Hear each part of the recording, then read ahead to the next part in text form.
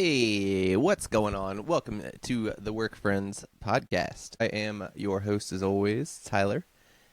We are picking back up with part 2 of our interview with my buddy Dale. He is a outside machinist for a shipyard currently. So anyway, Dale, what's up, buddy? So we were talking about you're working at the flooring company. So you did that for 5 years, and then decided kind of writing was on the wall. Didn't really see any way to move up. You decided to leave? Yeah. So you started looking for greener pastures. You started looking for, I guess, more money, or just kind of looking for different opportunities, or what were you thinking? A lot of different opportunities. Yeah. Because, like I said, I really loved working there. Yeah, you liked what you did. You liked your job. I liked what I did. I mean, once the friends left and everything. Also, you were good at it. I want to say that. You've done flooring work at, I think, didn't you do Vinny's, Rachel, Sierra? Not Vinny's. Okay. But I did it at John's and Rachel's. Okay. Then I've done it at my parents' and grandparents'. Yeah, you've done. I've seen your work. But all that to say, I've seen your work. You do a great job, and all of our friends say that all the work you've done has been awesome. So yeah, shout out to you. You're good at what you do. I definitely am good at hardwood floor work. Oh, going back to what I was saying, like I said, I loved working there. That's what it did burn me up. That's what kept me there for a while. Yeah. It burned me up to leave because, I did get good at my craft. Like I said, like doing the sanding, like the sanding alone is an art because you're trying to, like I said, get the floors all to a certain like level.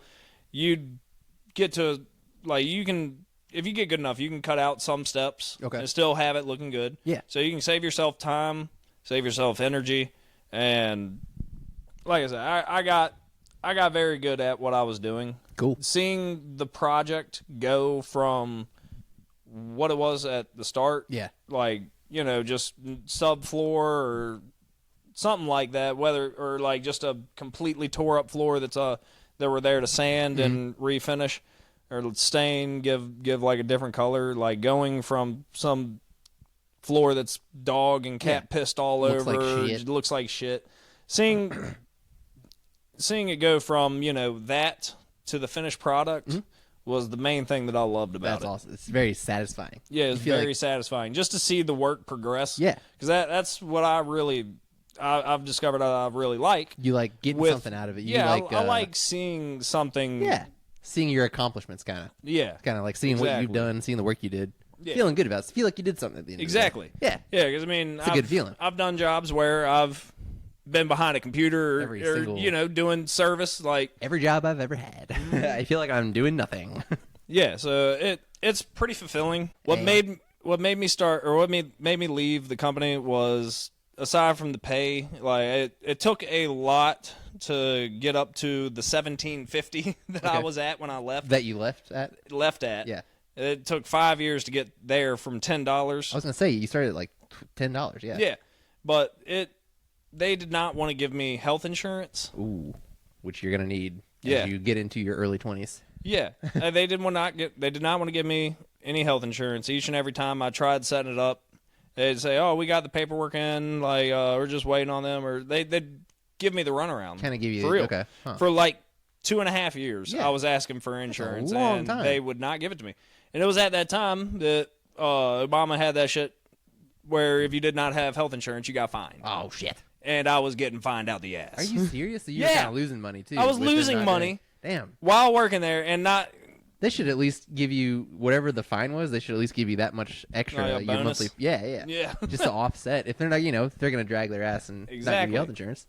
But so that kind of pushed you to looking elsewhere too. Yeah. That's another thing. Okay. Yeah. Damn, for 5 years to not have insurance. That's what I'm saying. That's some bullshit. After everything that I've done there, I'd worked. Yeah.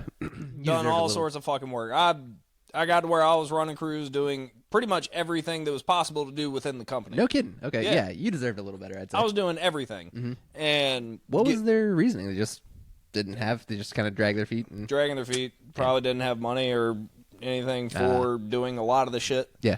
I don't know. Damn, I have no idea what reason. I never got any kind of explanation or anything. That stinks. Well, I just got no insurance. Hey, that sucks. Well, hey, you know what? They're lost. They lost a good worker. Yeah. If you ask me. So I told him, I was like, fuck y'all. I'm out. Fair enough. Yep. Going elsewhere. All right. And Eli, got me into working at Elephant. Okay. Yeah. And that's where I was talking about, like, working behind a computer and shit. Okay, yeah. Didn't really feel like you were getting anything out of that, personally? No, not really. It just kind of was paying your bills. I worked there for about a year and a half. I took a little bit of a pay cut to go there, but it was nice. Like, well, at first, just working in the office. Yeah, you got to. But then that happened, like, so when I started working at Elephant, that was September 2019. Okay. COVID was just around the corner. So I worked in the office for like just a few months or like maybe half a year, and then was working from home the rest of the time. Yeah, it's kind of rough. And that shit sucked. I mean, that's a big change from working, with a crew every day to working from home behind a computer. Yeah, exactly. It was a massive change. You were probably going stir crazy, like worse than anybody. Yeah. Damn. I did not fit in with the people that worked there at all. Yeah. I was sitting there telling them stories about like my blue collar work life, and they were like, "What?" Each and every person's kind of like, "Can't relate." Holy shit, dude! This guy's kind of crazy. Like I'm dropping the F-bomb every 2 seconds. Yeah. Everyone, F-U-C-K. Yeah, that F-bomb, not the other one. I'll bleep it, but that's you're not supposed to say that one anymore. See, I don't even register that one. Yeah, see, no one does, but. I keep it a little more colorful. Yeah, you're a little more classy than that. But all right, so I lost my train of thought. Elephant, that's right. We were at Elephant. I was working at Elephant, working from home. Didn't really like it. Didn't really get anything out of it. So we've had a couple guests who previously worked at Elephant, like your brother Eli, Sierra, who was on the podcast recently, John, who was I think episode 4. Anyway, a bunch of people on Elephant. So auto insurance company. Yeah. And out of all of them, I have the least interesting position. Literally the bottom of the totem pole here. For real? Yeah, I don't think it was possible to go lower than what I was. What were you doing? Was a part of total loss. Okay. But my job specifically, I can't remember the title of it, but my job specifically was to reach out to lien holders when a vehicle, when one of our insured vehicles or claim it was involved in an accident. And if they had a lien on their vehicle where we were trying to buy the vehicle because it was totaled and we're going to auction it off, we would have to get a hold of the lien holders for this vehicle. Okay. And just say, hey, we're going to negotiate and, send paperwork back and forth. Not like I would negotiate. But the company's negotiations would be, I would just be the person forwarding them. Who reaches out. Yeah. Okay. So, because it's not like we had... You're buying people's totaled cars? Okay, all right. Pretty much. Or at least, getting the documentation for it so we can get the title transferred into our name. We've pretty much probably already bought the vehicle and everything by this point. It's just getting the, the legal documentation in order. I got you. Okay. But, that shit sucked because oh my god, majority of the lien holders, some of them, like I will absolutely praise, and that's why I bank with them. Fucking Navy Federal Credit Union. I love them to death. Every time I dealt with them on the phone, they would answer immediately. Okay. I'm telling them that the documents I need and telling them the documents I need to send to them. They're giving me the information right there. I'm entering it all in. All on the phone, as I'm doing all this, I'm telling them, like, this is what we need. As I'm on the phone, I'm getting the documents in the email. So they're easy to work with. Before I'm off the phone, business is done. Nice. Easy to work with. Yeah, great to work with. Okay. Other people, oh my god, it would take I would literally sit on the phone for 2 hours waiting to talk to someone. Fuck that. I can't stand being on the phone. Yes. So there was a very, very, like, there's a good part of it and a very terrible part of it. I can imagine. Yeah, I fucking hate talking on the phone more than anything in the world, which is, I guess, a little weird for a guy with a podcast and also who does sales. And, it wasn't even really talking on the phone. Yeah. It was just sitting there waiting on, listening to elevator music. Hold? Yeah, I was on hold for like 2 hours. That's what I mean. Honestly, that's what I mean. Like I got like the headset on. I'm in my fucking super nice like computer desk chair that I've bought by this point that lays almost completely 180 degrees, like almost completely. I would have fallen asleep so many times. I did fall asleep. I'm waking up like, hey, I'm Dale with Elephant. Hey, I need a thing. Thank goodness they haven't answered yet. That's awesome. How long have I been asleep? About 45 minutes. Jesus, it was only after I left I realized that, like, Eli told me that Elephant does record those phone calls, so it's very, very possible they've caught me snoring. That's awesome. I hope. That's phenomenal.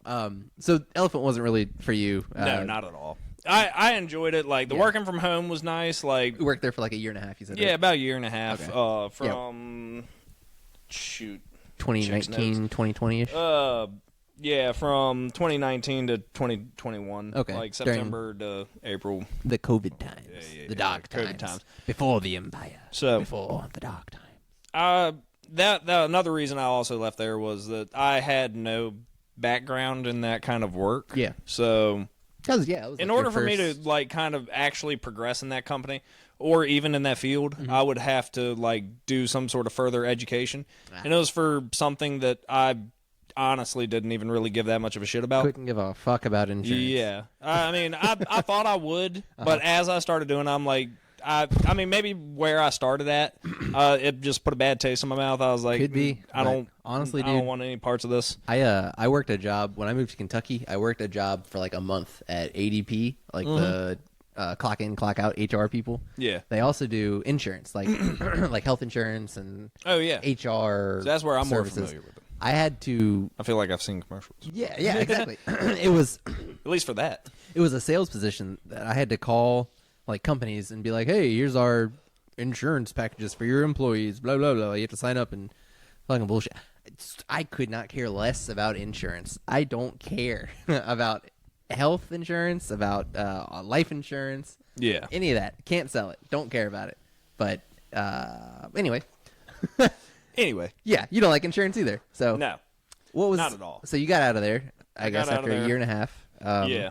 Yeah, like I said, I worked until from September 2019 to April 2021. Okay. And then that in that time, probably about January of 2021, I moved to Norfolk. All this time, I'd been living in the area. That's right. I'd been moved out of my parents. I had moved in like I had lived at a few different apartments. No kidding. In like around Richmond or like around Prince George? Or? Yeah, kind of closer to the Prince George area. Okay, I didn't know that. Yeah. I thought you were with Donald and Lynn the whole time. Nope. Okay. I lived in Hopewell at one point, lived in Petersburg at one point. Okay. Moved back to my parents at one point, and then moved out again. Did you know Brandon when you lived in Hopewell? Like, were you? No. You didn't know him? Okay. Nope. I didn't meet Brandon really until I think probably like when he started right before I moved back to Prince George area from Norfolk. Okay. Yeah. So you left Elephant. I moved out of Norfolk. I already knew I did not want to work there. I'd already been talking to... didn't want to work at Elephant. Yeah, didn't want to work at Elephant. Okay. I already knew I didn't want to work there and already had something lined up out in Norfolk. Sweet. I was going to join the Local 110, which is a union that does plumbing, HVAC, and welding. And welding, okay. Yes. And that's where a lot of people get it kind of confused that they thought that I did welding. I did zero welding. So I moved out to Norfolk, was getting a job at Local 110. That's right, yes. At as the an apprentice. Yes. Welding. People keep thinking you do welding. I thought that's what you do now, which is not the case. Okay. I've only just like for maybe a 30-minute period practiced welding with my stepdad, and that was about it. Your stepdad, the welding fabricator. Fabricator, does machinery or is a machinist and does. I mean, he can weld, but he doesn't really like try to specialize in that or do that. So where the hell did I get that? I guess. Well, that's what a lot of people. That was my intention. So when I went to this local union, so the Local 110, like that was the union, but it had multiple companies that worked through that union that pulled its employees from that union. Okay, yeah. And one of the employers was Hampton Roads Mechanical of Virginia. Okay. And they were the ones that ended up hiring me. Okay. So I started on I started immediately as an apprentice. So I started apprenticing as soon as I started work there. But so I was going to school after work. Okay. You're going to school after work. Like you were going to classes for this apprenticeship. Okay. So like the first for welding it was just everything that they did since since that local did plumbing, HVAC, and welding. Okay. Do they do electrical too? Because I feel like I think the little bit of electrical that is required when it comes to HVAC. Okay. Like wiring up a HVAC, like a panel box, or not a panel box, but I mean, wiring up a AC unit and all that nonsense. Okay. That makes sense. But I don't think, since they did do that, I did briefly, while I was there, I did go through a little bit of an electrician, course. Yeah. Took like a 101. Try to teaching people how to not get themselves shocked. Yeah, sure. Wear rubber gloves. Yeah, pretty much. But so I started there I started there I think May of 2021. Okay. As a first year apprentice, of course. The classes were just math class and then some sort of other plumbing class. I can't remember now. Where were the classes at? Were they at a community college, or was it at the place you had to go to work? They had a building that they just for themselves for this school. Cool. Or for this apprenticeship that they just used for teaching and all that. And so you said you would go to the classes after you go to work. What were your hours like? What time did you have to go to work? And then... I'd have to work usually would start. So where I was working, pretty much majority of the time that I worked there, I was working at the Portsmouth Naval Hospital. Oh, okay. And so B-town. I would get there at 6, and we'd leave at 4:30 or no 4. Jesus. No, I can't remember. It was either 4 or 4:30. It's a long day. Yeah, 4:30. We'd get off 4:30, so I was working 10 hours a day. It's a long shift. And with a 30-minute lunch. Okay. Unpaid. And that was 4 days a week. Nice. So I had a 3-day weekend. That was nice. Not bad. That's a good trade-off, yeah. It was a good trade-off. Long days, long 10-hour days, but you get 3 days off instead of 2. Yeah. So my weekend started on Friday morning. I like that. Or, Thursday night, really. Uh-huh. So big win. A lot of time that made it really easy to go out and, fuck about either in Norfolk or come back home and, have a head start. Where'd you, when you were living in Norfolk, where'd you live? Where did I live? Yeah. I lived in Norfolk at this... Well, it was at a house that I only lived in a section of the house. You had it was like an apartment kind of, but you... Yes. It was like a house, but they sectioned off half of it as an apartment and rented it out to people, I guess. They sectioned it off one house into 3 sections. Oh, man, that must have been fun. How was that? I lived in a 200 square feet studio apartment shoebox. Oh, shit, that's tiny. It's like a bedroom. You were renting a bedroom. Dude, literally. I had a bedroom, a main little walkway coming in that also acted as the kitchen. Okay. And then also, luckily enough, had a wall for the bathroom that sectioned off the bathroom. It was like a little half wall you could peek over as you... No, it was full. It was a full wall. Oh, okay. I figured you'd take a dump and look at your guests. Hey. Yeah, I mean, it'd be cool. I mean, I could have just been sitting there cooking while shitting, but that's I ain't nice. gonna do all that. That's a bit foul. That's a bit foul. That's a bit foul. That's cool though. So, how long did you live down there for, and how long were you doing this, going to class and working and doing all that? Pretty much the entire time that I was there. So like I said, I moved there right at the beginning of 2021. Okay.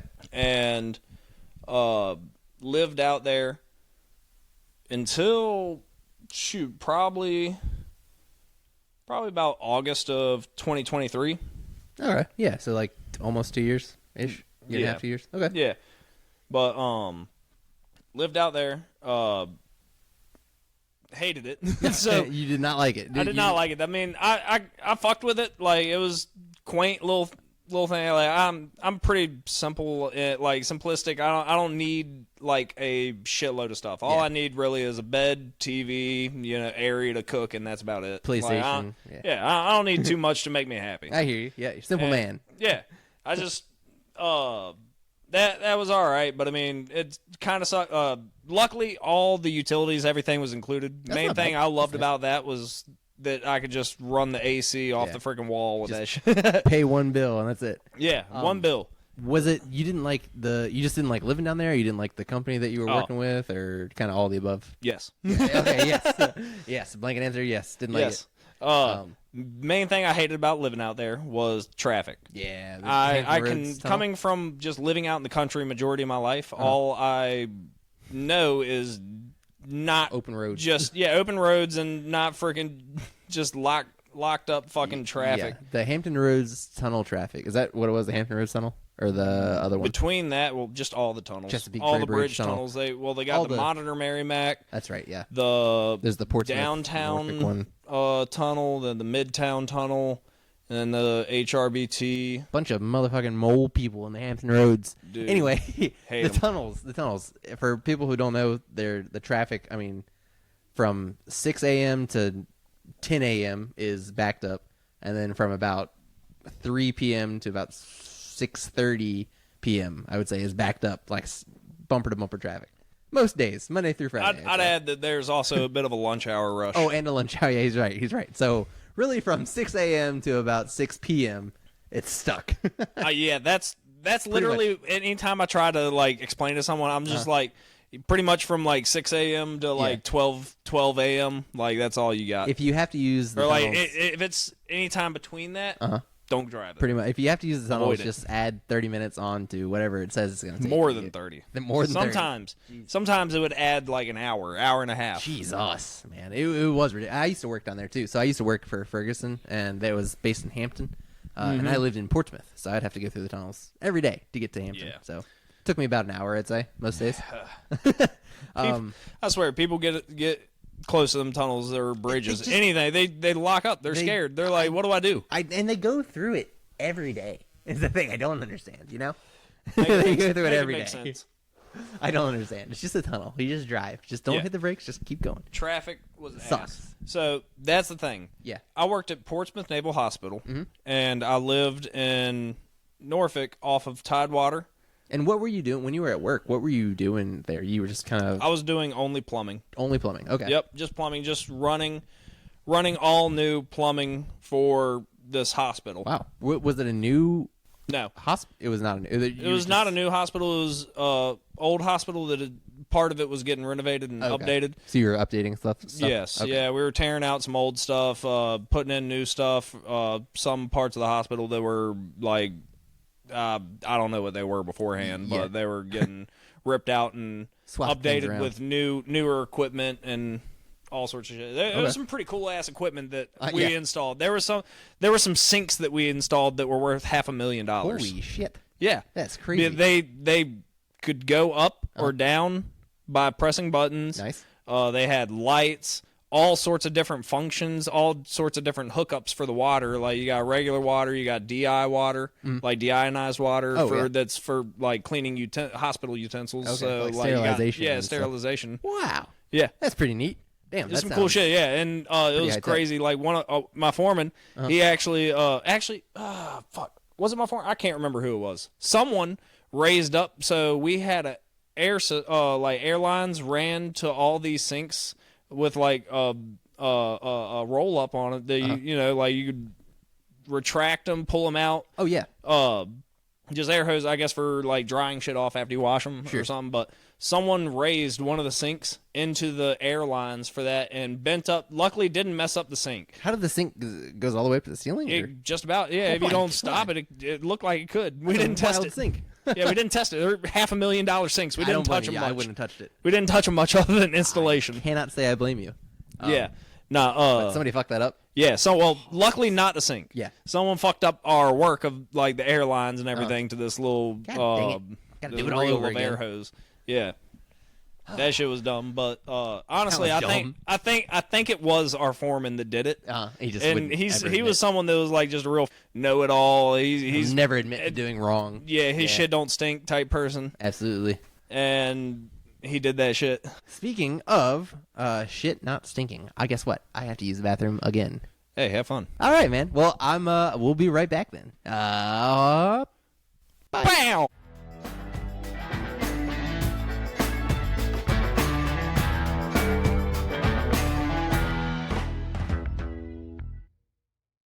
Hey, pardon the interruption. I wanted to take a second to thank our first sponsor, BetterHelp. Let's be real, work can be a lot. Whether it's that one coworker who emails you like it's a legal battle, a boss who thinks urgent means right now, or just the quiet dread of another Monday. Sometimes you need more than venting to your work friends. That's where BetterHelp comes in. It's therapy, but online. It's flexible and built around your schedule. You can chat with licensed therapists by text, phone, or video. There's no waiting rooms, no commute, no awkward small talk with strangers in scrubs. It's not too weird. Your mental health matters, and not just when you're in full meltdown mode. Even a little support can go a long way in helping you feel more grounded, more focused, and honestly just more you, more human, want to feel like a person again. So I've used BetterHelp. It's great. I like it personally. I can vouch for it. So if you've been thinking about therapy, check out betterhelp.com/workfriends. You'll get 10% off your first month just for trying it out, just for being part of the crew. That's BetterHelp, HELP.com/workfriends with an S. Workfriends. Take care of your mind. Work will be there tomorrow. Hello. It's me, your friend, Tyler.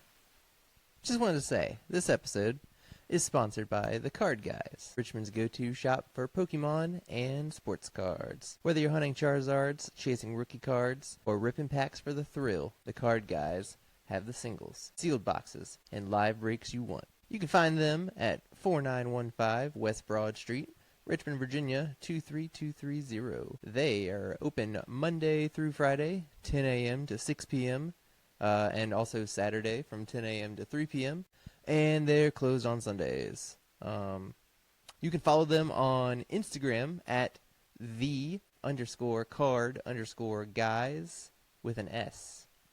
So that's THE_CARD_GUYSS_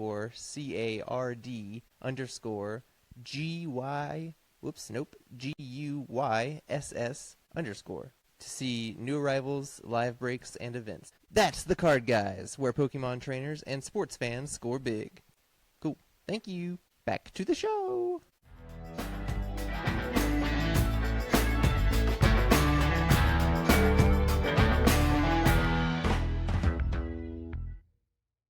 Okay, we are back. Are you ready? I suppose. Hell yeah. All right. Sorry about that, folks. I had to pee again. I didn't actually have to poop on air. Sorry to disappoint. So when we left off, you talking to me about Hampton Roads. What was the name of the company again? Hampton Roads Mechanical of Virginia, or just HRMVA. HRMVA. All right, yeah. Hampton Roads Mechanical of Virginia. And you were apprenticing, doing welding, plumbing, and HVAC, right?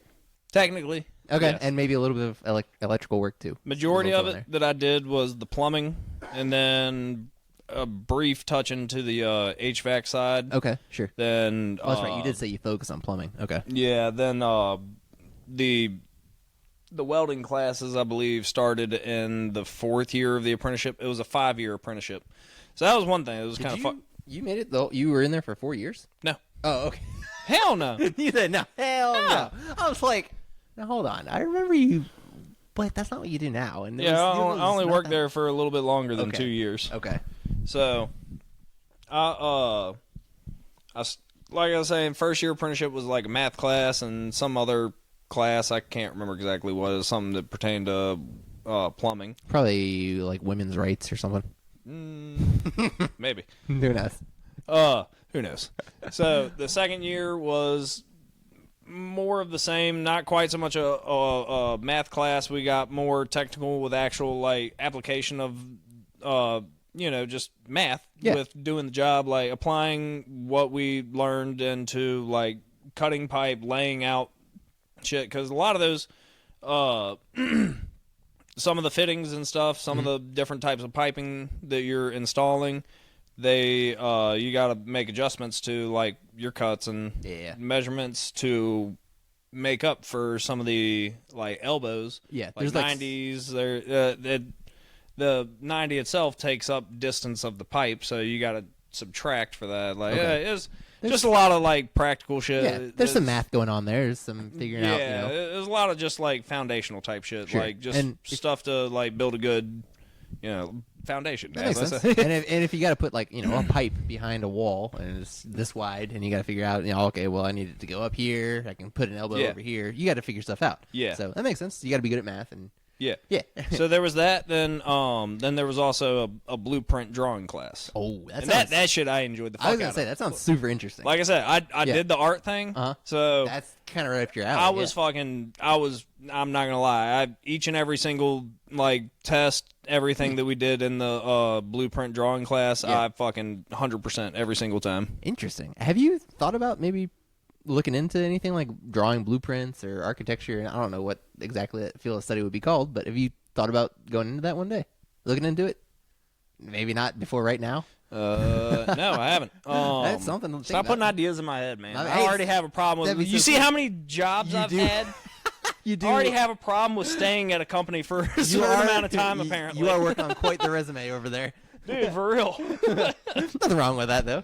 No. I've told that, I think, man, damn it. I was talking with my foreman today about possibly trying to go to another company. Were you really? Yeah, because new management in my current company she's taking a lot from us, and can't stand new management. It's kind of bullshit. I could get a job that's probably closer and paying more. So that's true. Yeah, talk for another day. Yeah, definitely. We can talk about that later. Yeah, you could definitely. I feel like get a job. I can touch closer. on that. Anyways, but yeah. So HRMBA. Mm-hmm. Let me shut up now. No, you're good. So I worked there, like I said, for that little over 2 years, did those classes. I worked at this hospital for the longest time. That was really cool. That was something I got to see. Like, when I showed up to that job site, it was literally brand new. Everything was ripped out already. Yeah. It was just completely open space, ready for us to start working. That's wild. I was there, huh? The Portsmouth Naval? Yeah, Portsmouth Naval Hospital. Okay. And I was there at the very beginning where we're literally just laying out shit on the floor that we will use lasers to transfer these layouts to, like, the ceiling and stuff. So what?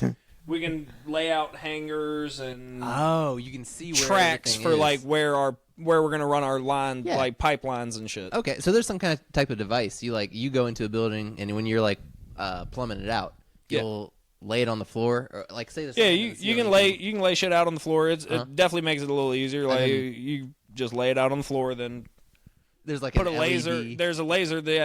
You put it over like what you marked out on the floor. Yeah. Like say you have a little crosshair. Yeah. So you got a centering point. So you'll know a hanger goes here. In the ceiling. Yeah. All right. It lasers down X to marks the spot on the floor, lasers up to the ceiling. You can lay your shit out. Nice. And that's pretty cool. It makes a lot of runs very easy. Yeah. Like, it's super easy to do it on the floor first because, I mean, like, laying out runs, you're using a laser that does a beam, like, long ways out across the floor.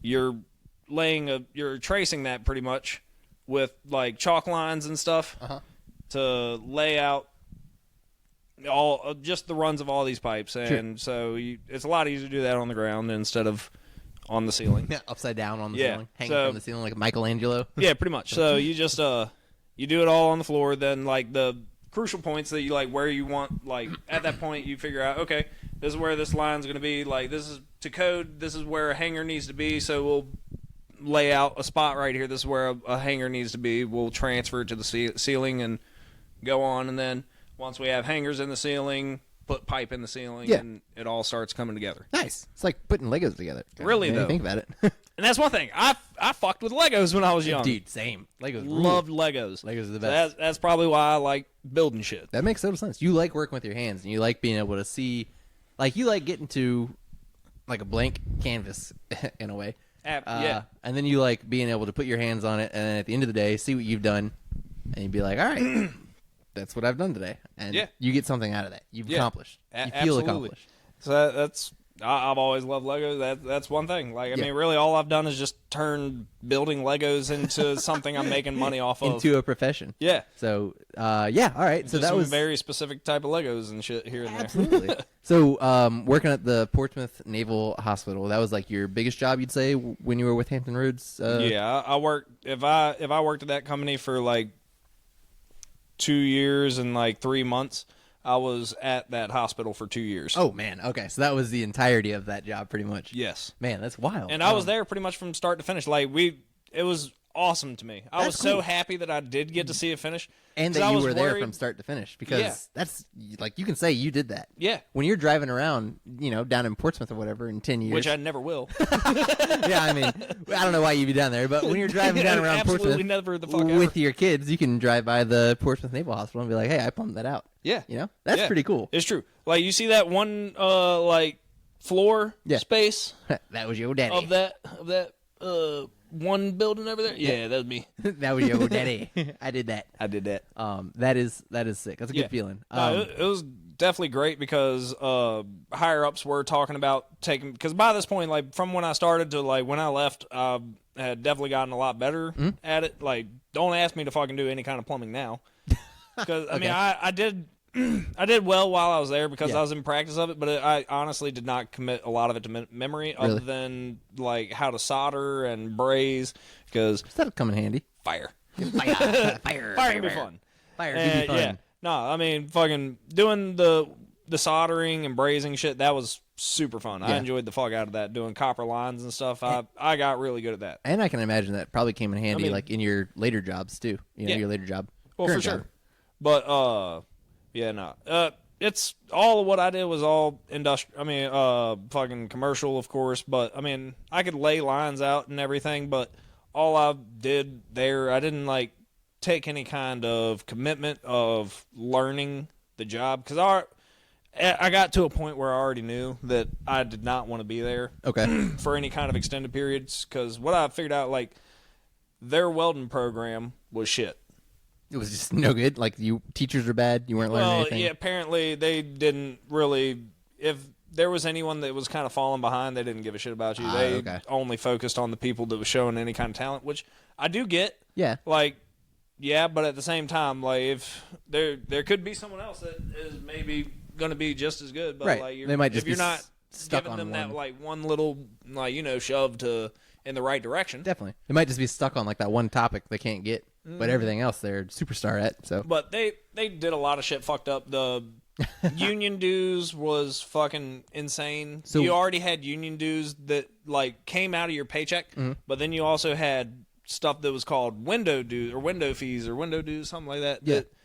That once a month you'd have to go and pay this fee to the union. It's like a membership fee, kind of, I guess. Pretty much. Okay. Because they're the ones that are like supposed to be helping you stay employed, and the ones that helped you find the job, they want a cut of what you're making. Like, because they were offering very good benefits. They were. Okay. They did have good health insurance, good pension, like 401k, like the retirement and everything was fucking pretty good. Is that kind of like the benefit of union? Because like I remember learning about unions. Well, that is supposed to be job security, then like guaranteed like increase of wages, and like, well, honestly, I can't tell you 100% all of it. Yeah.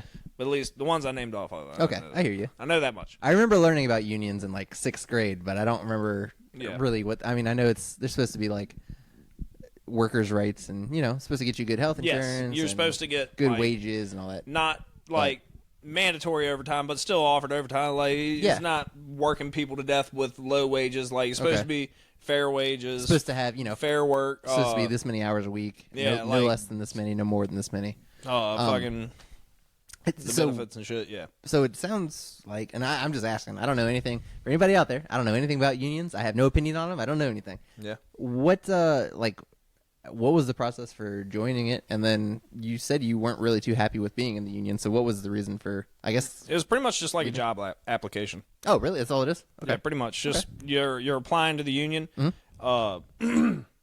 I had to go in front of the head of the union, like all the head members of the union, pretty much. Say, please, had please, please. talk. They questioned me. I talked to them. Pretty much gave them a verbal statement, brief statement of my life story. I'll work so a little hard, bit, like at least like just of my worth and stuff, like what I bring to the table, what I'm looking to get from them. I'm a good earner. Yeah, yeah. And so it was pretty much just that, just selling your case to get involved with the union and to get employed through their services. Okay, I hear you. So it's kind of like a job application interview process. Yes. All right, and then. So the union dues were coming out of your paycheck, and you weren't really weekly. seeing...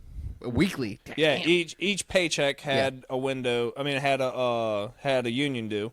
Okay. And then once a month, you had to pay like a window due. Jeez, so they're nickel and diming you. Nickel and diming you. So you weren't a fan of that, and you didn't really see. I guess you didn't really see the benefits of.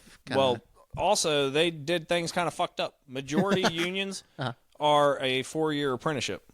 Right. Okay. You mentioned that a little bit earlier. Yeah. They are a 5-year apprenticeship. Okay. A little longer than normal. They're squeezing out an extra year of cheaper labor. I see. What? Okay. Your raises are based off of your how long you've been in the apprenticeship. And gotcha. And once you finish the apprenticeship, you're no longer an apprentice. You're now a journeyman. Okay. All right. Or a mechanic, or I can't remember if that was like the term for it, but I know it was like journeyman. It was either right. it was either apprentice or journeyman, but then they also I think they just called themselves mechanics. But I mean, okay. It's a little less technical. Same level as journeyman, though, was what you're... Okay. So you do the apprenticeship for 5 years, and then after that, I guess maybe the benefits from the union skyrocket. I assume you probably make more money, you probably get better time off. And I think it did get a little bit better, but... that's a long process, though. You didn't get into... It was a long process, and also I was looking at what a lot of the people's lives were like. That's a good... work there. Yeah, that's a good... I looked at the quality of their life, I was not about that. No bueno, huh? No bueno. So, there was too many things with the union that was rubbing me wrong. Fair enough. So you had to. I enjoyed the people I worked with, even though they had some majority of them had some shitty lives. Yeah, sure. That's majority of them are like recovering alcoholics or drug addicts or convicts or. That's actually it kind of sucks, but that's kind of a good tip for anybody out there if you're. Yeah, I mean, if you take a look at like the people you work with. Who are maybe older than you, been there for 10 years more than you, whatever. Look at their life, and if they're happy, if they're doing well, seems like you probably work at a great place. If they are not doing the best, maybe look elsewhere. That's might all. Not you be know. the place. Yeah. Yeah. So look at the morale of the people, but also don't look at the people that are so fucking noisy. Like if there's someone that's complaining about everything, it might be a them problem. It's a them problem. I hear you. Yeah, that's good. Another good tip of advice or point of advice. Yep. If I had an editor, this is where I'd have them put like the more you know, like a star sound in there. But gotta add video. Yeah, we do need to add video. If I ever get any freaking sponsors, and they could buy me a camera. Yeah, I'm broke. I can't afford it. So anyway, like Sony, reach out to me, please. All right. So you were at you did this union gig for 2 years. Yeah, right? a little over 2 years. A little over 2 years, and then left after deciding working in the union wasn't for you. And well, by this point, so crazy thing is where I currently work. My stepdad, as soon as I graduated, told me to come work here. So as soon as you graduated high school, your stepdad was like, "You should go work at this place," and this is the place that you currently work at. 12 years later? Yes. Okay, cool. So if I came to work here, there's a guy on my crew. Almost like we need to listen to our parents or something. Yes. It's like they know what they're talking another about. little tip of the podcast. I don't know. Yeah, we'll put. I don't know, but maybe some parents evaluate what they're saying. Sure, yeah. Maybe listen to them. Yeah, maybe not every parent is. They've been around the block They've definitely been around the block. Yeah. Whether it's been a good block or a bad block. All right, so some parents better than others. There's tip number 4 for you. Yeah. But anyway, you got a good daddy, or stepdaddy. Yeah. Yeah. Anyways. Donald. Shout out Donald. At DRB Machine and Fab. There you go. Follow DRB Machine and Fab. That's actually Donald's his retirement gig, right? That's his little business. Yeah, he does steering columns and like refurbishments for older trucks. Okay. And there's some parts that he manufactures himself that he's made that he's the only person that makes them. I've seen his parts in he does the steering column bearings. Yeah. A lot of them were plastic from factory, at least for Ford. Mm-hmm. That's the main thing from Ford, but they were plastic. He's making them out of metal, so his hold up a little better. Hold up a lot better. I've seen his products. He's shown me in I can't remember the name of the magazine or whatever. Yeah. It was truck part catalogs. I've seen his parts in the catalogs before. Yeah, which is pretty cool. Yeah, he's got his shit out there. Yeah, that's a real. He's got a real business going on. So anyway, shout out DRB Fabricating, right? Yep, DRB Machine and Fab. DRB Machine and Fab. So yeah, anyways. So the union, where the fuck did I leave? we were just kind of on the way out of the union. Yeah, pretty much. I left out of there. They were not for me. There was too much stuff within the union I didn't fuck with. Yeah. Taking stuff out of your paycheck. Some shit with the people. It wasn't for me. But like I said, my stepdad had told me about the shipyard.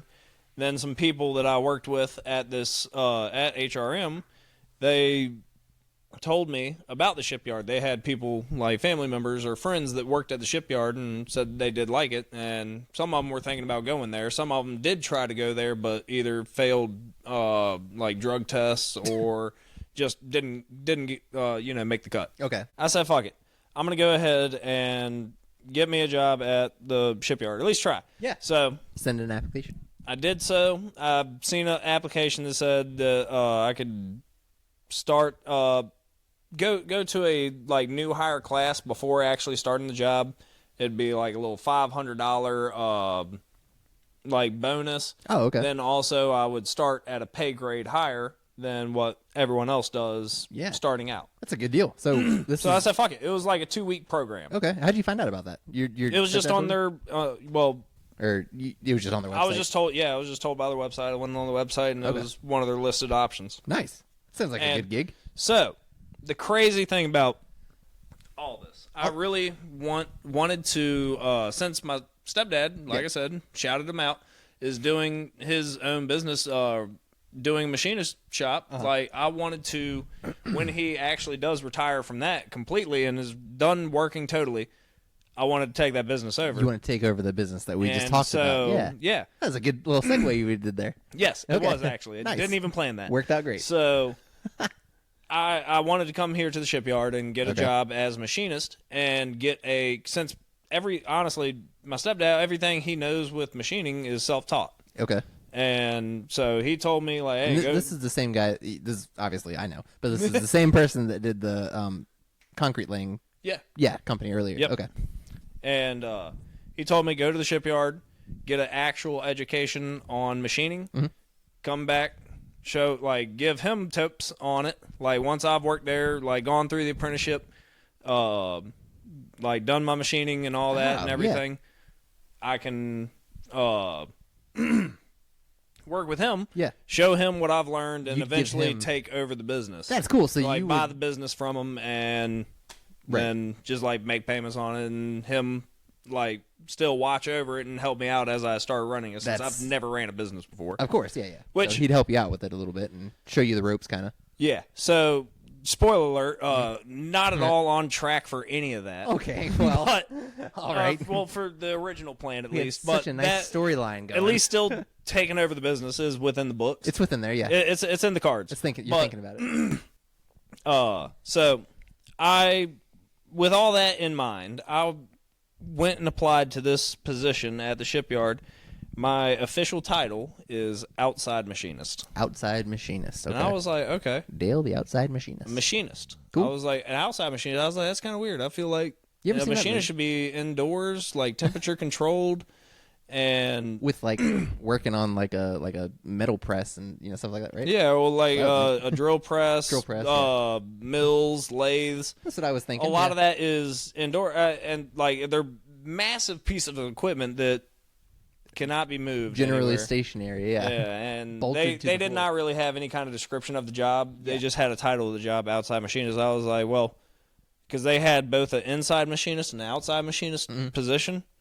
I was like, my stepdad knew someone at the company, and he told me to apply to the outside machinist position. Okay, specifically that. Yeah. So I was like, okay, I guess that's a position to get my foot in the door. I'll start off as an outside machinist. I'm sure it's going to be like, if it's outside, like I imagine this equipment should be able to be moved around relatively easily, like with a forklift or something, or just be with loaded. A forklift. Yeah. Yeah, none of it's going to be easily moved around by hand. No.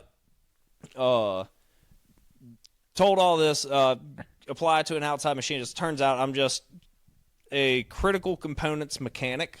Okay. So I am in no way, shape, or form a machinist. So you're not fabricating metal parts? Or not at all. What? They tricked you. I'm installing metal parts that have been fabricated. I see. No, so that's when you said you outside, we were talking about like these big machines that are hard to move around and all that. I figured you were going to tell me that you would like you'd fabricate the parts inside and then you'd go and install them, outside. That's kind of what I was thinking. That's what you were thinking. Like with the job title and everything, I was like, I'm outside machinist, okay, what the fuck? Yeah. I'd imagine there may be some sort of cover or something. I don't know. Make it in the shop, and then I'd take it and install it, is what you're thinking. Yeah. I had no really idea what it was. It just being called a machinist, I'm aware of machinist being, I don't know. I feel stupid about it. Like, it's just a mechanic. I see it now. Like, all I am is a mechanic, so I did not quite get into the field that I was hoping to. But machinist is your job title. Machinist is like what your dad does, or your stepdad does. Yeah. Yeah, he is a machinist. Yeah. So we still, like I said, the inside machinist position, that is the people that actually do work on the shit. Okay. That does the thing. What we're thinking of. Yes. You all right? Yes. Okay. You take some water. There you go. Take a big old swig. Goodness. So the inside machinist would be like an actual machinist, like we're thinking. Yes. And then the outside machinist is kind of like you're saying, a mechanic. Yep. So they're just installing the parts on different things. Okay. Yeah. All right. A lot of parts that I'm installing on. So I'm working on the CVN 74, which is the John C. Stennis aircraft carrier. Sick. That's badass. And we're allowed to talk about this, right? Yes. Okay. It's all public knowledge. Okay. Cool. It was commissioned in 1995, year we were born. Oh, hey, look at that. So it was commissioned in December of 1995. You were born the same year the place you work is. Exactly. I'm like, it's honestly a little interesting. My job was born the same year I was. Yeah. So that's kind of cool, but all the stuff that I'm installing, like I'm installing shit on this boat that is majority of it not coming from our machine shops. They're coming from vendors that have either like it's something that they have probably patents for and stuff that they only make, or some I don't know, something that we don't do in house at least. Is this aircraft carrier like? Is this aircraft carrier a ship that's getting repaired, or is it like a new aircraft carrier that y'all are? It is a building out. So it's called or both. RCOH. Rico. Yeah, Rico. It's called RCOH, refueling, carrier overhaul. Okay. Refueling and carrier overhaul. So the ship was, a aircraft carrier is usually in commission for like a total of 50 years. Okay. Goddamn. Yeah. And they cost a ass load of money. All right, so I guess you want to make them last. Yeah. I guess they are essentially like floating airports. They're floating airports, basically floating cities. Yeah, basically floating cities. Damn, that's nuts. They cost a lot of freaking money. Yeah, but $2 billion. Probably I don't know the number, but more than what I got. Yeah, same. For now, wait till this podcast takes off. Yeah, just you wait. I'm gonna get my own aircraft carrier. Yeah, so they are in service for about 25 years, and then overhauled at that point, and then recommissioned for another 25 years. Okay. And at that point, decommissioned. They're broke down completely, and the shells, like pretty much the skeleton of the aircraft carrier, is shipped off to be scrapped. Oh, okay. Wow. So they like recycle the whole thing pretty much. Yes, there's a lot of the parts from older aircraft carriers will be reused. God dang. Are you all right? Take some water. I am having some dry. Pardon the interruption, folks. We're having some technical difficulties with Dale's. This is an edit. Yeah, we'll edit this out. There you go. I don't know what the fuck. I'm sitting here talking and my mouth, my throat is going dry. It sucks. Oh fuck! Where did I leave off? We left off at aircraft carriers getting skeletonized and recycled. Yeah. Well, let's just start over there. Got it. And scene. So the aircraft carriers are decommissioned and just scrapped down to pretty much bones, like just the bare bones, a shell pretty much hauled off to be scrapped. I'm not exactly sure where that happened. Even if I did know, I probably should not say, but a lot of parts are reused within at least like within the same models, because they have different models of aircraft. Like the one I'm working on is a nuclear aircraft. Oh, okay. My uncle who lives in Portsmouth, he was a nuclear sub mechanic, I believe, or nuclear sub technician at Norfolk Naval too. Really? Or Norfolk Naval. Yeah, there's Norfolk Naval, then also Newport News Shipyard, which is the one I work at. Yeah, that's right. He was at Norfolk. You're in Newport News. I also get them all mixed up because they're all inns. So. Well, Norfolk Naval Shipyard and Newport News Shipyard will bounce work between each other. Oh, really? Okay. Yeah, but yeah, some components will be reused from ship to ship. Okay. Within like the same model, like I said, you got the nuclear class, then there's it's the Nimitz class, then that's cool. The new class I think is the Ford class, and that's actually different. I don't really know anything about that one. Yeah. I'm sure there's stuff you can Google. But, yeah, I'll Google some stuff. Yeah. Jamie, Anyways. Look that up. Yeah. Jamie, where you at, Jamie? Jamie, pull that up.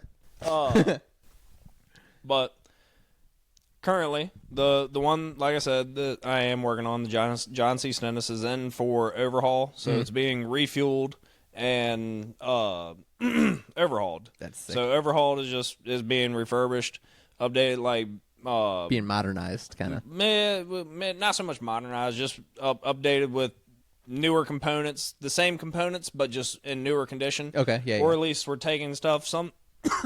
Some stuff is getting reused, like it's just taken to a shop to either be cleaned or like resurfaced. Okay. Worked on and then sent back to be reinstalled. What kind of parts are you like putting on there? Just like struts and like anchors and like support things, or are you putting like? I'm working in like the engine rooms and like the main propulsion. Okay, putting like engine components in. And things like, whoa, man. Yeah. We just recently have been doing like flushes on the engines. You know, like running flushes through the piping systems that deliver the lubrication, like the oil for the system to run. And doing those flushes, like when we're doing spin tests on the engines, dialing out critical components of the shaft line, which is from the engine. Like the engine, like I mean, this is all public knowledge. Okay. You have an engine that, I mean, it's in any boat. You have an engine that has a shaft that goes to a propeller. You bet. And that's what drives the boat. Okay. So yeah, we're just testing it on a much larger scale and much more confidential scale. Okay. Than your typical John boat and shit. Yeah, you need a little teeny boats. Okay. Yeah. But did you show me a picture one time of you like in an exhaust like next? I definitely did not show you no picture of me. No? Okay, all right. I am not able to take pictures with maybe I saw how dare you say that? You edit that out. All right. I'll edit that out. I'm not even there's certain areas within the boat and everything, like within the shipyard, you're not supposed to have your phone at all. Oh, I see what you're saying. All right, I'll just cut all this out. You're not able to take photos or anything. I mean, you can leave the shit in. I mean, they can check my phone all they want. I don't take my phone into any of those areas. I totally probably it wasn't you. No, I've shown you pictures off of Google. Okay, that's fine. There are pictures on Google that are like. You said, "Don't you son of a bitch!" Don't you fucking? God damn! I didn't even know what I did at first. I was like, "Wait, what?" No, my bad. You didn't. Ooh. Holy shit! Yeah, that was very funny. That's only my job, dude. My bad. The flue's on fire, Dale. Anyways, yeah, no, there's been pictures on Google that have been, like declassified. Okay. Dale's never showed me any pictures. I do have one picture that is a declassified photo. It's all it is when we finished work in the dry dock. Like I said, we're doing the is that what you're talking about? That's the picture. Yeah, it was the propeller, right? Okay. Yeah, that's the picture. That's the picture I showed him. That's the picture I showed him. I lied earlier. Dale did show me a picture, but it's okay. It's the big propeller. Yeah, it's just us standing in a declassified area. Declassified. All good. Yep. That's the title of this episode is Declassified. Yes. Actually, the title of this episode is Do It for Dale, but... Yeah, when we finished up our work in the dry dock, installing all the propellers and shafts. Mind you, these shafts are fucking big as fuck. Yeah, like a mile long. No. Half mile long. No. Like mile? 65 feet long. That's pretty long. That's like a quarter mile. It's like a quarter mile, Yeah, eighth like I mile. said. Eighth mile at least. Okay, an eighth mile. For sure. Anyways. Yeah. We installed all the shafts, all the propellers. Like, that was my crew. That shit's very intricate, but cool as hell. Yeah.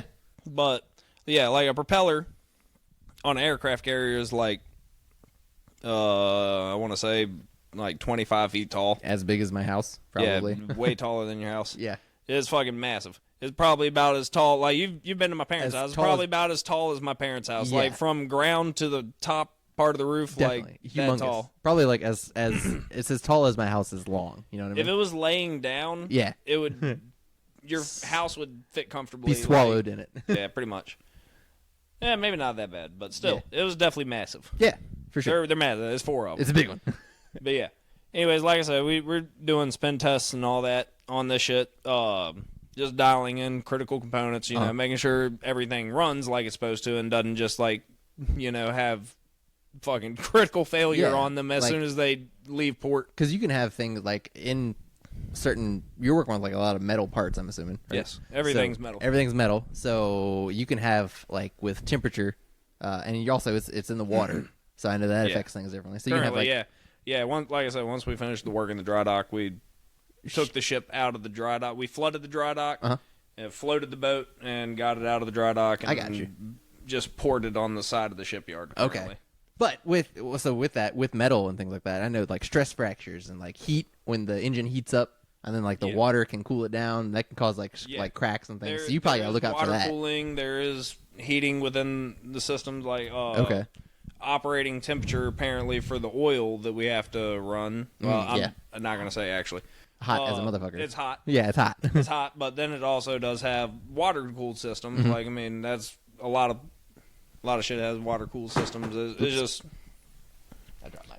it's just stuff to regulate temperature. But yeah, now my job involves a lot of installation of these critical components. Like some of it that I can talk about, like it's a lot of pipes that run through the system. Yeah. It's all systems. It's all big ass components. Got pipes that carry all the whatever through all the whatever it needs to throughout all the systems. Right. And how are you installing? Is it welding involved, or is it like you're bolting things on? It's all bolts, gaskets, stuff like that. And okay. That's what I was gonna mention. Like that's something I mentioned. Like it's just there's a lot of fine procedures that we have to follow to install pretty much everything that we are working on. Yeah, there's like standards of procedure and standards of procedure for installation. Then also like directions to a certain point of installation, like what's expected of the final installation product. Like there's like guidelines torque, and things. Yeah, torque specs. Okay. And move the mic a little closer to your mouth. Yeah, there you go. Yeah. There's torque specs like whether you're going to be doing dry torquing or dry twerking. Yes, nice. Dry torquing. Okay, dry torquing. Okay. Yeah, or lubricated torquing. TOR rather. Yeah. Okay. But you follow all these procedures. It's a whole thing, but I mean, it's not really that big of a deal. I mean, we're pretty much just hammer mechanics. Okay. How do you in there with hammers, wrenches? We're pretty much just any old basic mechanic. Just instead of on vehicles and stuff, on it's a big ass aircraft carrier. Okay, cool. Yeah, how do working you on isolated components throughout engine rooms and different areas of the ship. How do you get your like job tickets for the day? Like, do you have like someone tells you like you go in every morning and someone's like, hey, here's your job, go do it? Yeah, they got multiple different trades within the shipyard. Okay. There's, I want to say, like 26,000 employees. That's a Holy Jesus, that's a lot. That's everyone though, Okay, like including every... all the big wigs higher up, like probably the marketing team, or I doubt there's much marketing needed. Yeah, the shipyard. How many navies are we? Really? It's just one, really. Yeah. Maybe not so much marketing, more so maybe like design team of like engineers designing new like parts and things. New parts, stuff you like office, that. But you still got office people. Yeah, there's people of all different types. You got working procurement. at the shipyard. You got admin people. You got HR. I'm sure you got exactly. You got people that do hire process. Everything. There's all kinds of training, people. Schooling. Yep. There's all sorts of shit. That's one thing we have. Like you said, it was like schooling that we have to go to for like qualifications with what we do. I'm not within the apprenticeship. Okay. I am within the union, quote unquote. It's not a real union. Oh, okay. Wait, what do you mean? It's labeled as a union, but it's not part of like the UA. At your current job, at the shipyard. Sort of?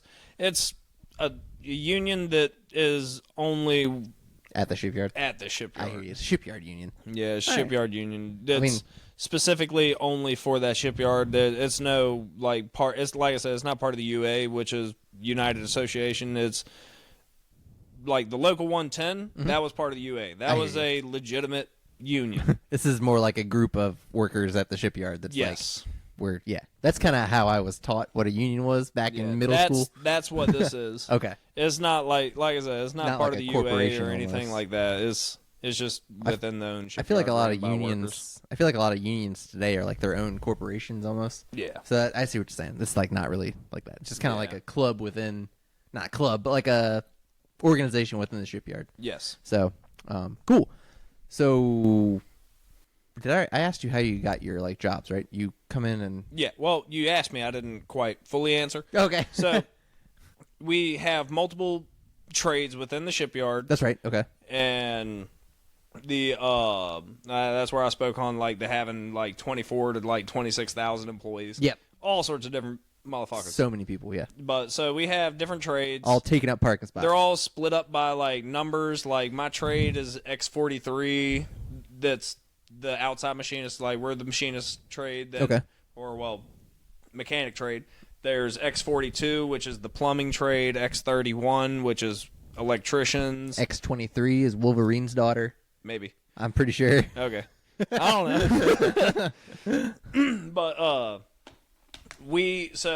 and within those trades, you have multiple crews that are like multiple crews. I can't speak. Yes. Multiple crews that are split up as you got foreman for each of these crew. Uh-huh. The crew can have like anywhere from like 8 to maybe 15 people on it. Okay. Pretty good sized crew. Yeah. Just depends on what's going on with the crew, what's needed of them. But our foreman shift checks with us in the mornings, at lunch, then end of day. Will come and check on us on the job. Depends on like how good of a foreman you have. You have some that know their shit. Yeah. Will be cool, be there with you, helping you out on the job, even though that's not really required of them. Okay. They're not even really supposed to be on the job working at all. So they're not really breathing down your neck most of the time. They're just kind of there for support if you need it. Yes. Okay, cool. Keep you on track and give you your... That's the idea of it. Give you your next job if you need it. As long as you have a good foreman, yeah. I hear you. Okay. But yours is all right? Yeah, mine's actually mine's really good. Hell honestly on our project within my trade, we have the best crew. Nice. At one point the higher ups were trying to split us up. They said y'all got way too much talent on one crew. Yeah. Like y'all need to be split up and help out the other crews. Did they do that? They did. Son of a bitch. But we came back together. Nice. I like that. Yeah. We made it back, but can't keep us apart. Yeah, nah. Hell but he'll come in and give us our job for the day. Okay. Tell us what's expected of us and give us a rundown on the job. If we need more assistance or more explanation, he'll come to the job, help us out. Okay. Try to better brief us on it or something, or something like that. Because a lot of the foremen, they have experience doing all this shit before, previous times of the past. But some of them, they're trying to figure it out with you. Yeah, they're helping you. They're learning with you there. Okay. Yeah, that's pretty much how my foreman is. Cool. there's a lot of learning with us because, That sounds like a good boss, though, also. Yeah. He's like, he's always with you. He's always trying to help you out. Trying to learn with you, too. Yeah. Like, doesn't make you feel like a dumbass because he doesn't know it either. Yeah, exactly. So. Like, there's so much you can do within the shipyard, and just even on just one boat, like, that you could be there. Like, he's been there for probably 7 or 8 years, and he's, like, he knows the shit that he does know and has worked on, he knows really well. He knows it like the back of his hand. Can do it well. But then there's also still parts of the boat that he's never worked on. Yeah. He doesn't know anything about. So he would have to learn it with you if y'all got assigned that job or whatever. Okay. Yep. So, like, before he was a foreman, he was a mechanic. So he was doing work, but, like, in different areas of the boat. But then when he became a mechanic, he got put in charge of the main propulsion. So. Oh, okay. All right. And also because. So, wait, do you just work on, like, main propulsion then? Is that. Pretty much. Oh, shit. That okay. and shafting. Yeah. Nice. That's all my crew worked on. Dale the shaft man. Yeah. That's all my crew worked on. Like, when I shaftman. First started there, we were just the shafting crew. Yeah, the shaftman. Yeah. Yes. And that's all we did was just worked on the shafts that go from engine to propeller. It's taking everything So pretty much everything that was shaft to propeller was us. Then everything else forward of that was other crews. Wow. But other crews started falling behind, having shitty foremen that were just losing production. So we've taken over a lot of their jobs. Now we've literally got like 3 different crews' jobs just within hours. Damn. How and that's just kind of built up over time as it's just built up over time. Damn. Just I mean, hey man, you good at your job, you get to do other people's too, right? I guess so. You can only be so lucky. That's how it always is. This is what everyone works for. This is when people say living the dream. Living the dream. This is it. This is it. Well, you're never gonna guess, but I gotta pee again. Oh my god! I know. I feel like we're almost at the end of your career journey and kind of wrapping things up. Well, let's take a break and we'll talk about it when we get back. I gotta pee because I've had so many beers.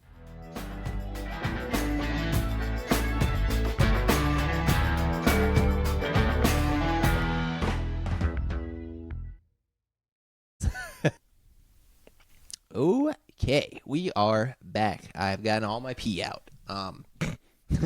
So when we left, we were talking about being really good at your job and being able to do other people's too. Yeah, I know. Like I said, it's such a privilege. Yeah, wonderful. Doing other people's jobs for them. Yeah, so we've taken over. While we have taken over other crews' tasks, and they've been put on other things to focus on. It's all still within the same system that we had already worked, so that's why I was mentioning earlier about working on the engine, doing spin tests, and check. We're doing 360 rotations, checking for cleanliness. It's other people's jobs, but it's still a system you're familiar with. Yeah, because it's all part of what.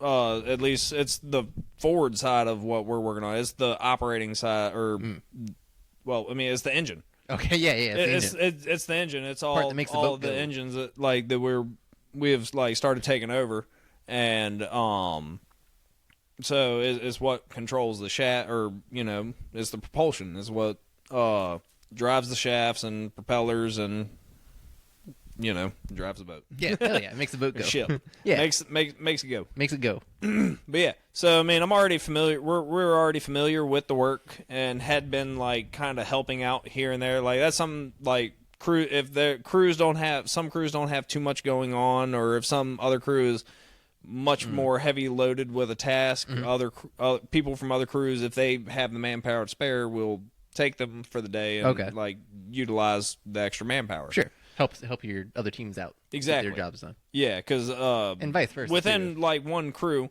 it can be split. Like I said, it can be anywhere from 8 to 15 people, and I think our crew is we're at 8 people, and jobs can be 7 people. Jobs can be split up. Damn, y'all the skeleton crew. Yeah. And with all the shit that we do is crazy. So why are y'all the smallest team? I have no idea. What's that about? I have no idea. I mean, we're able to get it done with what we have. Okay, I guess if it ain't broke, I don't know. If they do send extra help our way, it's usually a bunch of idiots. So it's usually it doesn't work out anyways. It's getting your way more. Yeah, pretty much. All you're doing is getting our way. We're having to now worry about where you are. Damn it! One more step. Yeah. It's where's taking over all this other work, it's definitely an extra hassle, but it's cool because at least for me, I like it because, I mean, it's not like I'm working any kind of extra work during the day. Yeah.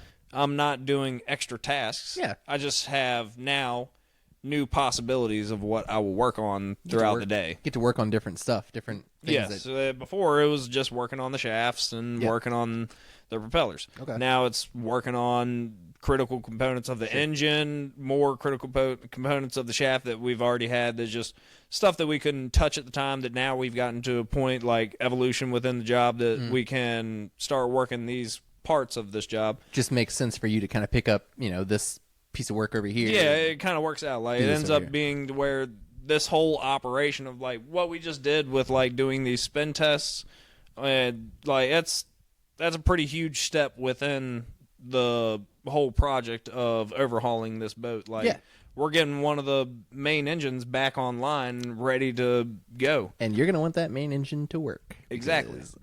Brother, it's getting scary out there. It's getting scary. It's getting scary out there. Yeah. No, just kidding. It's probably fine. But, you're going to want that engine to work for sure. Either way. Absolutely. But being that we're the crew that is in charge of pretty much that entire system, it's all us now, so we know everything that's going on with the system. We are pretty much, it gives us, like, I don't know, it's a very good starting point, like, for doing these whole big operations, because we already know what has been going on with everything else, because we've had our hands, like, tied in with all of these different components of the whole system that gets the engine to run. Yeah, that makes sense. Y'all are, like, embedded in it. You're familiar with it. You've been working on it for years. Yes. You know it. You guys are the engine guys, or, whatever you're working pretty on much. Yeah.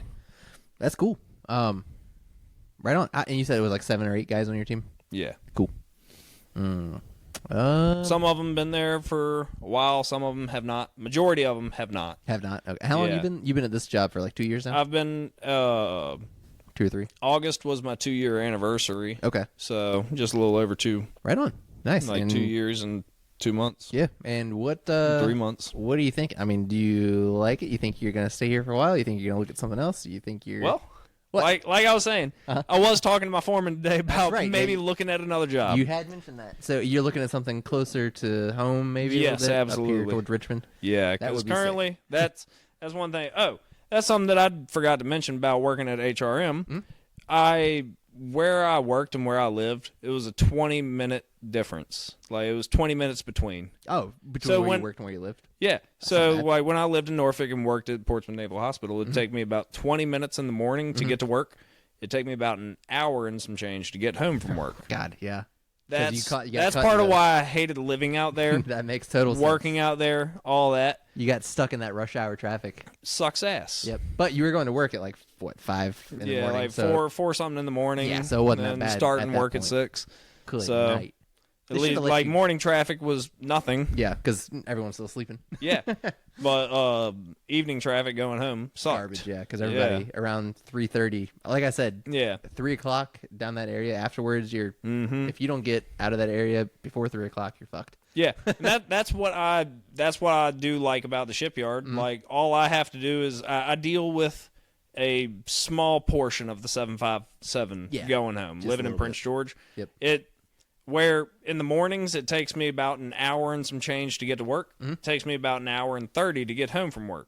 So it's only adding on 20 minutes where I'm living an hour away without traffic. Yeah. It's only tacking on like an extra 20, 30 minutes to my drive. Fair enough. Versus I live 20 minutes away, and it's tacking on an extra 40 to 45 you're minutes. So like, close to home. I know I'm not. Like, I could probably get out of my car right now, pick up a rock, and throw it and hit my house. I'm so close.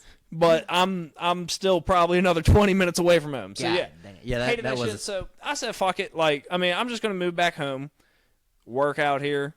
Fuck it. I don't mind it. I'm pretty used to the drive now and everything. Yeah. It's not all that bad. I just drive down Route 10 majority of the time, so it's just a one-lane country road the whole time. Not too bad. And like I said, other than like the last 15, 20 minutes of the trip. Yeah, this is miserable. You're falling asleep. Yeah, sucks. But Well, at least that's when I started hitting the 757. Oh yeah. Yeah, I started getting to bridges. I see. Okay. But, yeah, no, it's not too bad currently. I don't know, but so we have like benefits within the shipyard. Okay. That our new management is trying to take away from us. Why are they doing that? Because they hate us, apparently. Sons of bitches. I don't know. I don't work there. She comes from a shipyard out in Louisiana, and there's so much shit that we had, like benefits, that they're like, oh, we didn't have that out in Louisiana. It's like, okay, well, we're not fucking Louisiana. Yeah, this is Virginia. Don't bring your shitty state here. Yeah, no, we don't want that shit here. Yeah. Like, Louisiana sucks. Yeah, you kidding me? I'm on record saying it. God, I fucking smell you from here. I've never been. You're probably not even in the fucking. You're probably not even anywhere near the shipyard. One thing that really bothers me actually is when people from other states do come to Virginia and then they try to make it shitty like wherever they came from. Yeah, I like Virginia. I love this state. It's where I was born and raised. Yeah, literally. So here's the thing. Like we got like the benefits that. One of them she did take away. Yeah. Was we had a thing where like, so it gets extremely hot during the summer where we're working, especially your heat naps. You tell me about your heat naps. Yes. I've taken heat naps before. It's been so damn hot they don't want to give us AC or anything. You're falling asleep because it's 110 degrees and I'm sitting there, nothing to do. Next thing I know, I'm taking a little heat nap after fucking sitting there for 5 minutes, sweating out a quarter of my body weight. Little do you know, your body's shutting down. You're dying. Yeah. Exactly. You fall asleep. You passed out. So we had this thing that was called liberal leave. Like you could take the Fucking leave. Liberals. Yeah, pretty much. You could take the leave at like your liberty. That's what it was. Hell yeah. I like so that. if you wanted to leave because it got to inclement weather's being hot. Yeah. Or I mean, they even had it for like wintertime, like it got extremely cold, or if it was snowy, like it was unsafe driving and shit. But like she took that away during the summer because they're like, we didn't have that out in Louisiana. This ain't Louisiana, bitch. Yeah, this ain't Louisiana. That's all right. Well, so we had so many medical emergencies this summer. Damn. Yeah, literally, like there was 1 week we had like Now was that not this past summer that I was making fun of you for liberal leave? Yeah. That was No, it was the summer before that because we had it that summer. We didn't have it this summer. Okay, huh. That was the summer before. Damn, that was the summer before. This summer we didn't have it. No liberal leave. Yeah. Obama. But yeah. So she took that away. There were so many fucking medical emergencies. I think the worst week was there was like 15 or so in a week. Holy shit. And that's just people like just passing out due to the heat. Like flies. Yeah, dropping like flies. But then now we have a very nice, fair holiday shutdown. Mm-hmm. So he was not paid to say that. Majority of the shipyard shuts down for about a week and a half. Okay. Every year around the holidays to New Year. All right. That's nice. And like that's time that we have off to spend with families and have a break from the hellhole of the shipyard. That's actually awesome. Once a year. It's like a week and a half. They just it's like a week and a half that you have off. Doesn't come out of your PTO or anything. Doesn't come out of nothing. That rules. You get paid for like half of it. The other half is on the hip unless you can use vacation time for it. Or if you want, you can come in and get paid like time and a half or double time for holiday pay or whatever. Yeah, holiday pay. Nice. Sometimes, in some cases, triple time. Shit. Yeah. All right. But she's trying to get rid of that. Louisiana. I found out about that today. Why? And that's why me and my foreman started talking about, well, Advan 6 is apparently hiring at like $46 an hour. That's not a bad idea. Like, that's like $10 more than what I'm making an hour. That's solid. You could start talking to And that's only like 15, 20 minutes down the road from where I live. That would be pretty sweet. Down in Hopewell, right? Yeah, in Hopewell. That's not bad. There's so many places like that too in Hopewell. It's like there's Advan 6, there's like 8 other places just like that you could apply to also. Mm-hmm. Something to think about. But or you could do the architecture drawing thing I was talking about earlier. Yeah. Except I wouldn't I'd probably have to go to all sorts of classes. That sounds like involves school and you don't I'm not trying to pay money to make money. Even depending, I'd have to see what the end game looks like. How much am I making by the end of it? And also, would you be able to, could you sit behind a desk or whatever? Can I get a peek into the future right quick? Yeah. Can we work with some people that have been there for 10 years and then see what's going on? All right, man. Well, I am getting sleepy, so I think I'm ready to wrap this episode up. What about you? Absolutely. Hell yeah, man. Mic drop time? Almost mic drop time. I'm not gonna kill it. Well, man, I really appreciate you coming on and talking to me about what you do for a living. Absolutely. Appreciate you having me. Yeah, dude. It's been a pleasure figuring out what you've been up to for the past 12 years or so. Mm-hmm. So good luck. Thank you so much again. Absolutely. This has been another episode of the Work Friends podcast. Thank you all for listening and sticking with us. Thank you for Dale for coming on. And if you all could please follow us on Spotify and YouTube and give us 5 stars on Spotify, and please like and subscribe on YouTube, I guess.